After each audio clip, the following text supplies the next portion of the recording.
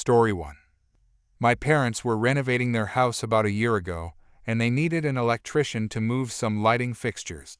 Generally, I have a friend that's my go-to electrician for stuff like this, but my parents had hired a guy to paint the living room and needed this done quickly.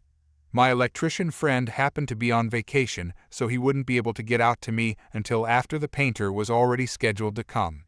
After referring with a couple of other friends, they recommended an electrician. We are all from the same country and happen to emigrate to the same small town, so people within our culture generally recommend other people from that same country.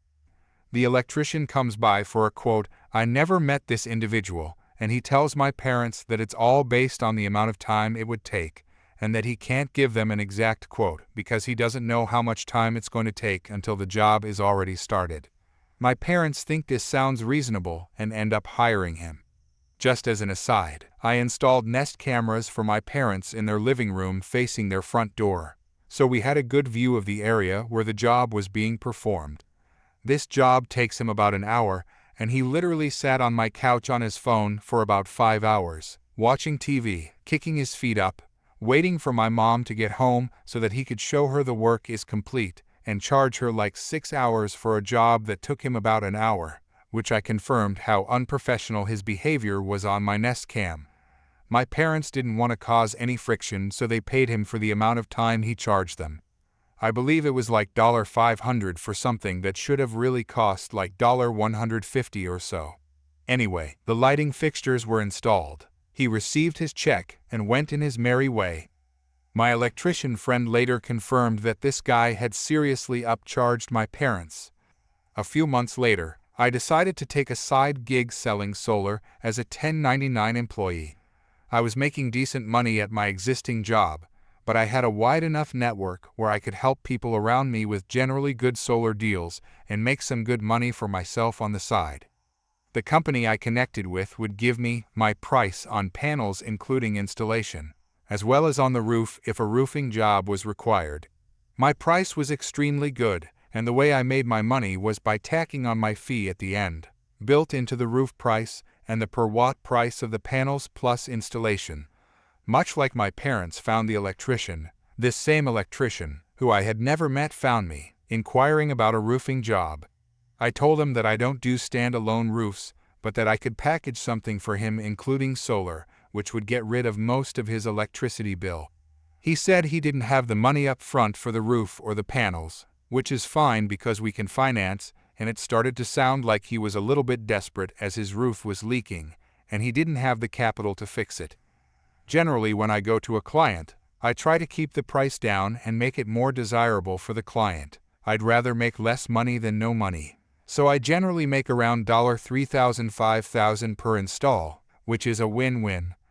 When I got the call, I thought the guy's name was familiar, and sure enough it was the electrician who had helped my parents and left a bad taste in my mouth.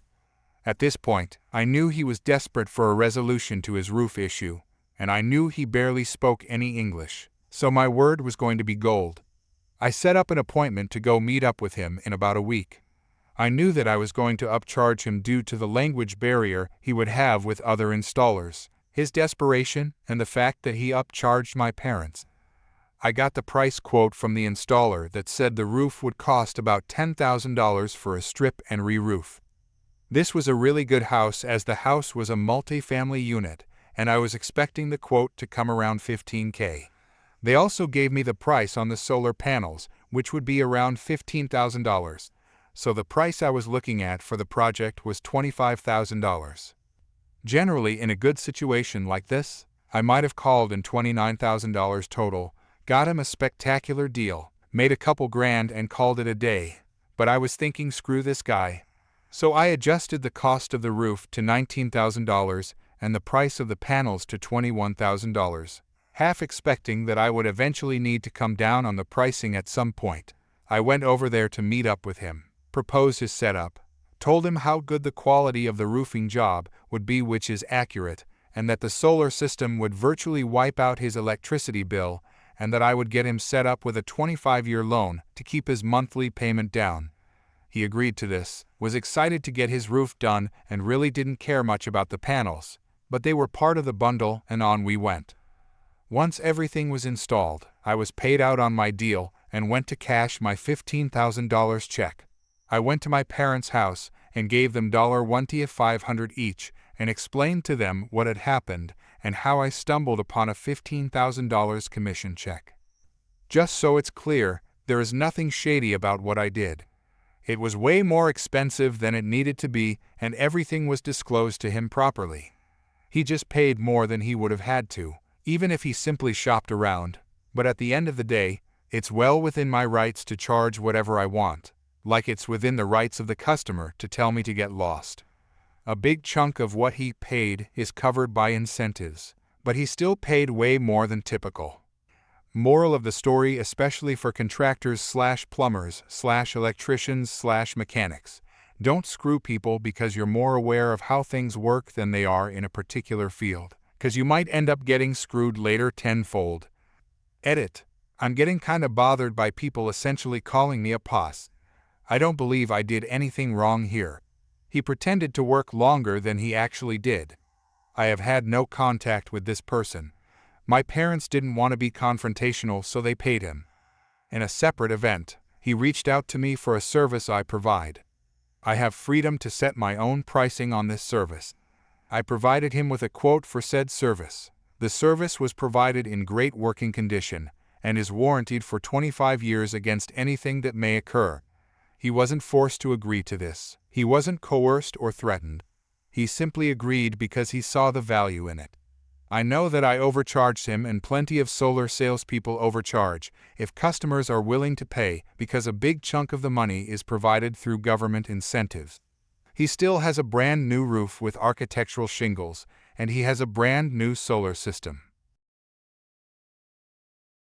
Story 2. This is a long story, and I am on mobile, so bear with me and can guarantee some grammar and spelling errors. I try to limit them, but mistakes happen. So several years ago, I worked as an unarmed guard for a security company that was contracted to watch over a new construction site for a large wind farm. This area was hilly rural terrain with lots of wind, perfect for this kind of project, or so I was told by the many contractors on the project. It was also popular with hunters, both local and not. The possibility of bullet holes in equipment being the primary concern, followed by a long distance by theft. The property had an old dirt road running through it that had been previously open to anyone wanting to use it. This part becomes more important later.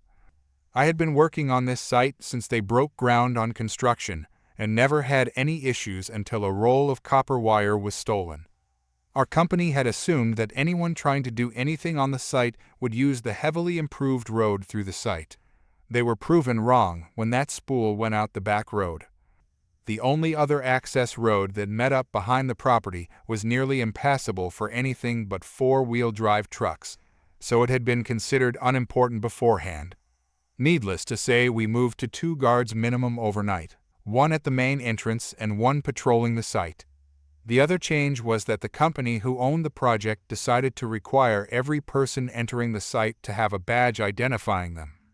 Due to the popularity with hunters, it created some issues due to this road now being the smoothest and quickest way to the backside of the property.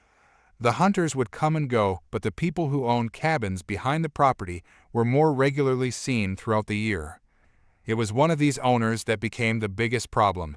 He was proud to flaunt the office he had previously held and adamant that he had an easement to drive through this property to get to his. It may be different in other areas, but here an easement, ability to drive through someone else's property, is given if there is no alternative route available. With there being a road that led out to the public roads from the back of the property, we were guarding this the case here. The company we were contracted with was actually pretty reasonable with allowing access. No money involved and just some personal information, identification.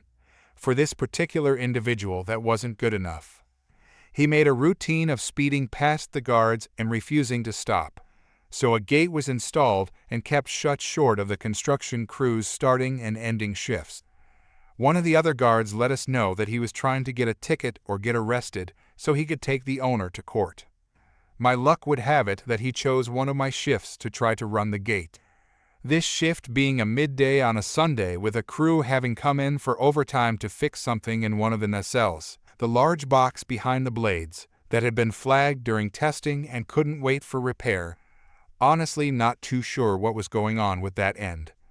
With all of that in mind, this gentleman drives up and starts yelling about accessing his property. We have his picture, so I already knew who he was. I pretended to not hear him clearly, giving me enough time to start using the gate in front of him. This is not a fancy electric gate. It's a steel cattle gate that you have to walk open and closed. As I start shutting the gate, he starts driving forward, so I stop and stand in front of his truck and let the gate swing back open. He tells me to move out of his way, to which I respond that I know he won't risk running me over because he knows he would lose what he is trying to gain: free and unrestricted access through the property to him. Seeing that I have the advantage, he decides to try a different approach. He made a comment along the lines of just blocking the road until I let him through or call the cops. I bluffed a little in telling him about the crew working on site and said I wouldn't do anything about it, but since they were on overtime on a weekend, I wouldn't stop them from doing whatever they needed to do to be able to go home, which led to him pushing to get the police involved. Now is where we start to get into the MC.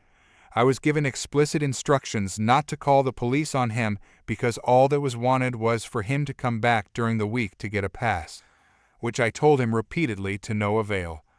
He decided to keep pushing the police getting called, which I kind of started to find funny the more he talked about it. He went from simply saying I should call them to more in-depth pushing. He asked if we had a phone in the guard shack, which we didn't. He asked if I had a cell phone, which I lied and said I didn't, which was more believable considering they hadn't gotten very popular yet. He then said he did, but didn't want to call 911 since it wasn't an emergency, and asked if we had a phone book. Still not sure why we had one, but it was there. He even tried to get me to call the sheriff on him off of his own phone, which I again refused. Not ready to give up, he took it upon himself to call the sheriff's department on himself. Satisfied that the police were on their way, he moved his vehicle aside and allowed me to shut the gate. It was about 30 minutes before the first deputy arrived, since it was a weekend and a remote part of the county they served. Being the security guard, they approached me first. I told them what had happened and that neither my company nor the property owner had an issue with him or what he was doing, as he was outside the gate and not blocking anything. The officer shook his head about this guy calling them in himself and walked over to talk to the ex-elected official. It's about this time that the crew that was working came down, asked what was going on, and had a quick laugh before heading back home or wherever they were staying. In all, about 5 officers responded to this call, and each one gets a laugh about getting a call like this one. It must have been a slow day for them to have so many show up for this joke call, and then take another half hour to 45 minutes deciding how to handle it. In the end, they gave him his ticket for falsely reporting a crime or something along those lines. To which I hear him yelling out his window as he drives off that he got his day in court. The officers who had yet to start leaving laughed and said, yeah, he will get his day in court, but it's not going to be the one he thinks he's getting. Story 3. This happened a few months ago, mid-October, when the weather was still nice where I live. I went to our local Kroger to grab a few things I needed for dinner. This is important because I wasn't using a cart, just a basket. My oldest son, who is 3.5, loves to go to the store and do anything that involves getting out of the house, so I decided to let him tag along and leave his other brother at home with Dad. Grocery trips for us are kind of like our little mom and son dates. I usually let him pick out a toy or a treat of some kind. Since outings aren't as often since the pandemic, I try to keep things normal and exciting for him. This is where the story comes into play. For note, I was wearing a light blue polo, but the store dress code is a dark blue polo with the store logo and khakis. I was wearing jean shorts that in no way was too short, but definitely wouldn't be allowed for any employee of a grocery store. So about 20 minutes into our trip, I had grabbed the few vegetables I needed. It was just shopping around the canned goods aisle to grab some things I might need in the future. I was putting a can of something back in exchange for a larger version. I didn't see it first when I hear, "Ma'am, I need your assistance right this instant." Not working there, I figured someone was just being a jerk to a nearby worker and carried on until about 30 seconds later, while looking at different canned good items, when rude Karen grabs my arm and pulls me around. "Me, excuse me, can I help you?"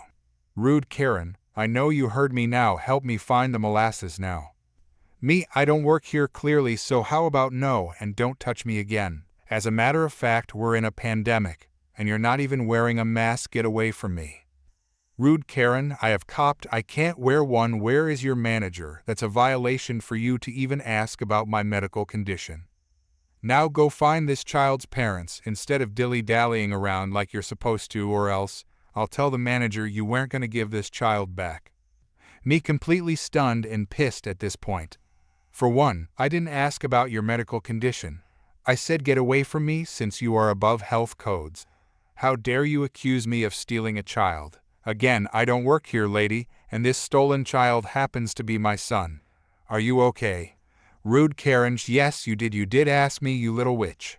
I know you're a little rotten liar who doesn't want to get in trouble. Now take me to the manager. Now you're no older than 16, who are you keeping this child from?" "Me, I am 25 years old. He came from my vagina and is my son. I do not work here. Get the hell away from me before I get a manager myself. You are scaring my son." Toddler son is visible scared and on the verge of tears at this point. "Rude Karen, he looks scared because you stole him." Me, so now I'm no longer finding his parents, but stole him on the clock. "Rude Karen, see, you just admitted it, you do work here." At this point my son is crying, and so I just grab his hand and walk to find a manager as fast as I can, with rude Karen screaming behind me that she's getting a manager and that I am kidnapping a child, so people are starting to look. I finally found the manager. It didn't take much to explain the situation, as rude Karen was trailing behind me screaming as I was talking to him. He very quickly confirmed I did not work there, and then told her to leave for making such accusations and not adhering to local health department guidelines. She of course refused, started causing an even bigger scene on how we were human trafficking in the store, and the police are getting called by her. Yes, she was the one who called 911 to report a kidnapping, and she is arrested in front of a good 150 people. Basically, I just had to tell the cops my situation and how she was following me throughout the store, accusing me of stealing my own son. And that was that, and went home and on with the rest of my day. So, rude Karen, I sincerely hope a jar of molasses was worth a trip to jail, and you received the mental health care you clearly need. Story 4. This all began about 3 years ago, at my grandma's funeral. She passed away at the age of 73, leaving behind 3 sisters, one of whom committed suicide long ago, a plethora of grandkids, and quite a lot of real estate. When the paperwork tsunami regarding inheritance started, something began to smell fishy. My living aunt was extremely hesitant in giving us the death certificate, so we could start filing for inheritance. Things started to get complicated and confusing, so I had to take over all the paperwork and help my mother out. I found out that the apartment my grandmother lived in, for some reason, no longer belonged to her, but was signed over to the kids of my aunt. Upon further inspection, I realized that most of my grandmother's belongings were signed over to my aunt long before my grandmother's death. First, I decided to speak to my mom. She told me that on the date the papers were signed, my grandmother was already in pretty bad shape. Dementia and Alzheimer's had already gotten the best of her, and she was not legally able to sign them. So, I decided to go to my aunt, still not wanting to believe that she screwed us over. I, sincerely believing it was all an honest deal, asked her how it all happened. I will never forget her response. "I never thought someone could say this to a relative." She told me that it was none of my business, that she intends to get everything she can, and the rest of the real estate that will be shared property, she will force us out of. I was baffled. I couldn't understand how she could do something like this to my mother. I had to do something. The next day I spoke with my mother. She was shocked and devastated, in tears. She also could not understand how her own sister could do such a thing, especially after all the things she did for her, like helping her make a career in sports, helping with money during hard times, etc. I knew we needed to go to court. The problem was that my mother is a working pensioner and is still raising my 13-year-old brother, and I had just spent all my savings on renovating her apartment.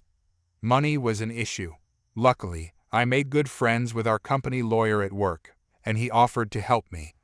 We collected all the needed paperwork. He told me to document any further encounters with their family and to keep an eye out for anything fishy. After that, we sent a letter to my aunt, saying that we would dispute everything in court. This is where my life became hell. It all started out with threat calls from her sons. That's no biggie. I recorded all of the phone conversations. They found out where I work and live and started stalking me. Again, no biggie. A while back, my boss made me an offer for a driver to pick me up to and from work because the driver lived nearby. About time I took him up on that offer, so I did. One morning, I woke up and got ready for work. My driver was downstairs waiting for me. I put on a coat and headed downstairs.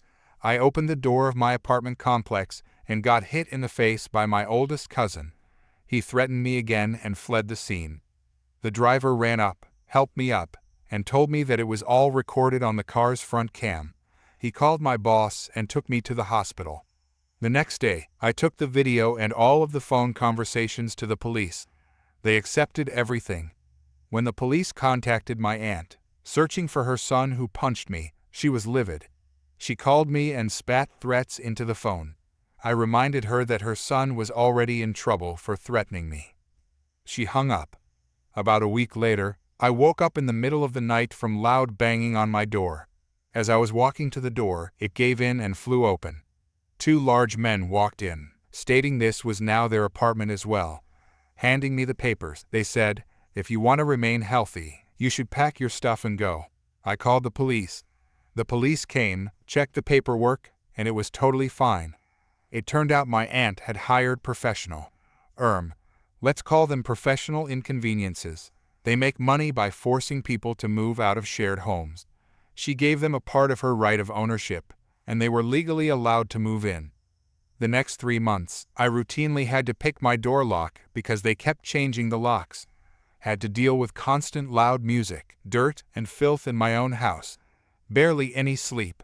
After 3 months, they gave up and left. Seeing that this didn't work, my cousin's family decided to desperately mess with me. One night, one of them walked into my apartment complex and started spraying pepper spray at my door to try and lure me out. Unfortunately for him, I was cleaning the house and doing some minor work after the goons they hired. All of my doors were pretty insulated with rags and towels to prevent concrete dust from flying everywhere. I barely smelled the pepper spray. Court was due the next day. I barely convinced my mother to ask for her sister to be eliminated from inheriting anything. After I showed the court video and audio of them threatening and assaulting me, it was done. The court ruled in our favor. Upon returning from court, I went to the police to tell them about the pepper spray incident. I was rushed into a room and questioned. It turned out my elderly neighbor died from lung complications caused by the pepper spray. Here I am today. I just returned from the notary, where my mother signed all the real estate into her name. I received a significant amount of money for assault and threats, and my piece of shit aunt is left with her tiny apartment and a son in prison for assault, threats of violence, and homicide. Her second son was fired from the rescue team and is no longer able to work for any government or social structures, and he doesn't know how to do anything else. They're bankrupt, and it serves them right. Edit, there still seems to be confusion about how my aunt got the goons in. I'll try to explain. You have what's called a right of ownership. Before my grandmother's death, she was the sole holder of this right. After her death and some manipulations from my aunt got about 3/4 of the right of ownership, and my mother got 1/4.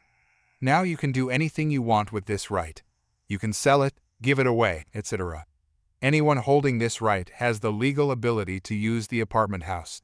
My aunt gave the goons a tiny portion of her right, so they could freely and legally enter and live there. Story 5. Hello everyone, today my eyes do not hurt that much and the baby is sleeping peacefully. So time to write another story that happened when I was working in Japan. As mentioned in another post, I was a property manager, managing a set of hostels and guest houses. This happened during the high season, called the Golden Week. Prices are getting ridiculously expensive, even in guest houses and hostels. Our normal rates are about 1,000 yen for one night during the normal season, $10 on weekdays. Weekends can be more expensive, 3,000 yen, so 30 ust. These prices are for one single bed in a bunk bedroom, which means you would share the room with many other people and also share accommodation, such as showers and toilets. People who are used to hostels know what I mean. I was training one new receptionist, a lovely young girl from Michigan, absolutely amazing and friendly. Perfect fit for the job. Fast learner, friendly, positive. I told her that she was ready for her first shift alone. But if she needs me, she can send me a text anytime and I'll get straight to the reception. Don't forget, as mentioned in my other post, we have cameras in the lobby, recording all the time, to protect my staff from furious guests. Later, her first guest arrived. One man, in his early 30s, looked friendly at first. They spoke a bit, and yeah, fun fact, he was also from Michigan and blah blah blah. Few minutes later, I received a simple message. Help. I got to the front, and the guy looked so mad, and yeah, he wanted to talk to a manager. I introduced myself and asked what problem we were facing. Your staff showed me my room, and it seems that it is just a bed, and other people were inside too. Yes, this is a dorm. Did you book a private room? I'm not sharing my space with people who potentially have diseases or are snoring. And your staff, pointing at my poor receptionist who is totally confused, told me I had one bed in this massive room. I want a private room. Let me check your reservation, sir. I got onto the computer and checked his reservation. Sir, it seems like you have booked a bed in the 10 people's dormitory room. Therefore, there is nothing we can change about it. Okay then, I want an upgrade. Get me a private room. I would love to, sir, but unfortunately we are full for tonight. Okay then, I want a refund. There is no way I'm going to stay here. I'm looking for another place. Up to you, sir, but unfortunately I cannot refund you.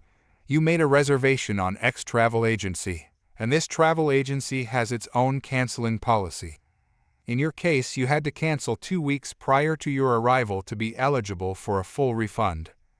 That is nonsense, and I never wanted to book a bed in a dormitory. Who does that? Are you crazy? Sir, calm down please. We just received your reservation the way you made it. Plus, it's a very good deal. You made the reservation more than 6 months in advance, when our price was the lowest possible. I don't care, get me my refund. Sir, you have paid online. The only people who may be able to refund you is the booking service you have used to make a reservation, not us. You guys are just trying to screw me over. I demand to speak to a manager. Sir, like I said, I am the manager. I really apologize for the trouble you are going into, but I cannot refund you, and I would personally advise you to stay. It's a nice place. You'll meet nice people here to hang out with. I don't care about people. I want my privacy. Before moving on, I'll give you a small explanation about travel agencies. There are many of them: Booking.com, Expedia, Hostelworld, etc. And all of them have different cancellation policies. In that entitled customer case, he had to cancel 2 weeks prior to his arrival to get refunded. One exception is he could be refunded if he could prove he could not get at our place for exceptional circumstances like he missed his flight or whatever. Sir, why did you book a bedroom in a dorm if you didn't want it, if I may ask you? I did not know. I just booked the cheapest place I have found on the internet. So, you have booked a place and even did not read what you have booked. Correct. And you want us to refund you for a mistake that you have made. I did not make a mistake. I just did not know what I had booked. So please, can I get a refund? 1 minute, sir. In that kind of situation, we want to avoid people cursing or yelling, so what we do is, we call the travel agency customer service and provide all information, from our point and from the travel agency's point of view and calmly explained to the guest that indeed, he cannot be refunded for X reason, and our establishment is not responsible for the problem, unfortunately. On speaker. How can I help you? The travel agency representative asked. I have a guest. The booking number is Roman 20 and the customer wants to get a refund for his reservation. All right, what is the reason? The guest made a mistake and did not know what he booked. Understood. Wait. What? You heard me. The guest clearly made a reservation for a bed in a 10-person bedroom and did not expect to have to share this space with other people. That is not it. I just booked the cheapest place I have found. I did not expect it to be a dorm. The customer corrected me. Sir, you have made a booking on our website, right? Yes. And you did receive a confirmation email, right? Yes. Did you read that email? No need to. All these emails are the same anyway. Sir, we are sending those emails also to make sure that you know what you have booked for.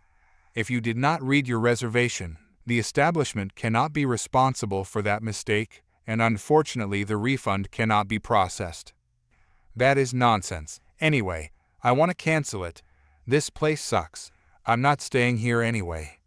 Sir, really, I don't want to sound rude, but I would strongly advise you not to cancel.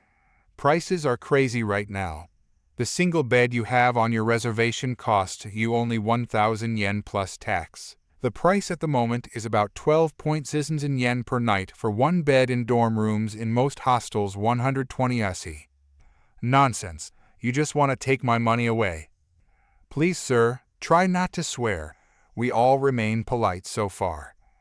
I want to cancel this reservation right now. I got back to the travel agency representative and said, You heard it. Guest called X with a reservation number X wants to cancel. I will therefore cancel the reservation according to the guest wish. Confirmed. Guest called X with a reservation number X will have his reservation cancelled. Have a good day. The customer grumbled, and then swore before leaving. I'll get my money back, one way or another. Your place sucks anyway. Service is terrible. I exchanged some eye contact with the poor receptionist as the guest stormed away. Don't worry. Not all guests are like that, I said. Don't worry. Not everyone in Michigan is like that, she replied. We laughed and got back to business. Epilogue. It was now 7:30 p.m., raining so much. And guess who came back? Sorry for what I did earlier. I got a bit carried away. Could I still have my bed? The entitled customer asked. Sorry, sir, as you requested. Your reservation has been canceled, and someone already made a reservation. We are totally full. But where am I supposed to sleep? Everything is either too expensive or fully booked. In Japan, you can sit in some places such as McDonald's and internet cafes, but you need to order food. And of course these places cannot be held responsible for your belongings. I wanted to be fair and gave a few addresses to him for hotels that may have availability. We sold the bed, which was basically 1,000 yen for 15.6 yen. He sent some email to the travel agency, stating that he never came to our place, nor to Japan. The travel agency emailed us back, and I simply sent the footage about the conversation we had during the afternoon. If you think that 1,000 yen is expensive for only one bed in a dormitory, I'll let you guess how much it would cost even in a 3-star hotel. Enjoy your stay in Japan.